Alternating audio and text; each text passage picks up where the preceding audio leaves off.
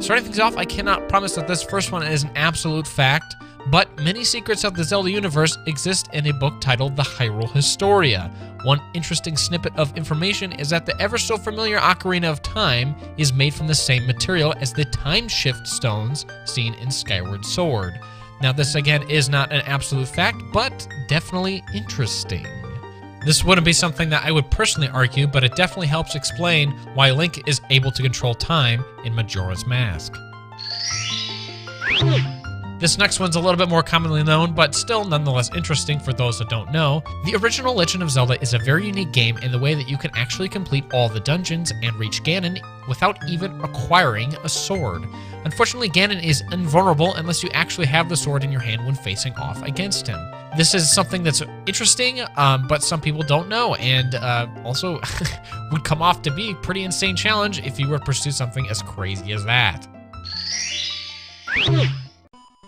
Totaka's Song is a 19-note tune that composer Kazumi Totaka hides throughout most of all the games he works on.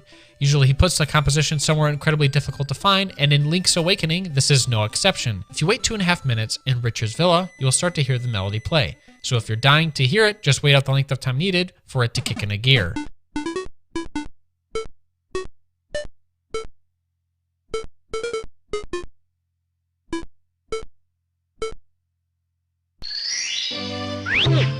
In the original Legend of Zelda, 5 of the second quest dungeons from an overview perspective can spell out the word Zelda.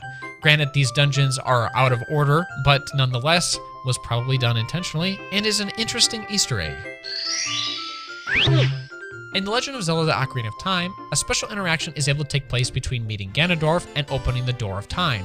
Before heading to the Door of Time after you receive the Ocarina of Time, venture towards the back alley in Castletown and you will find one of Hyrule Castle's soldiers laying against a house, dying from the conflict Ganondorf created against the king. He tells you what happened in regard to Ganondorf and the reason as to why Zelda's escape was necessary before death sweeps over him and he becomes a lifeless corpse. A little creepy. Ugh. The Hylian text on Phantom Ganon's sword in Wind Waker apparently can be translated to say Zabura Gabura, and if you played through Majora's Mask, you may recognize these two names, as these are the two names of the 2 blacksmiths living on Snowhead Mountain.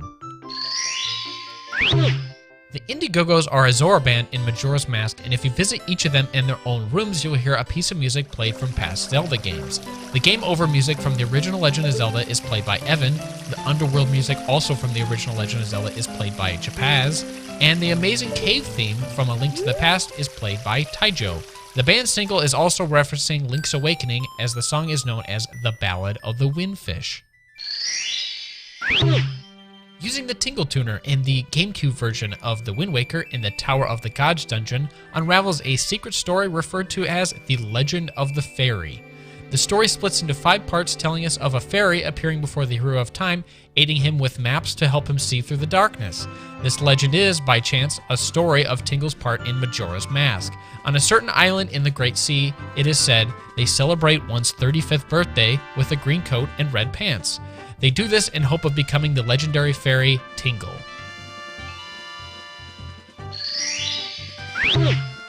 The Star Fox team has seemed to make a cameo appearance in Majora's Mask, as you may have noticed in the second row of the Masks section on the item menu. If you look closely, the Keaton mask, the Bremen mask, Bunny Hood, and Don Garro's mask, and the Mask of Sense detail very similar to Fox, Falco, Peppy, Slippy, and Pigma, an ex-member of the Star Fox team. Their appearance and order seem to make this a definite possibility that the Star Fox team is what's being referenced here.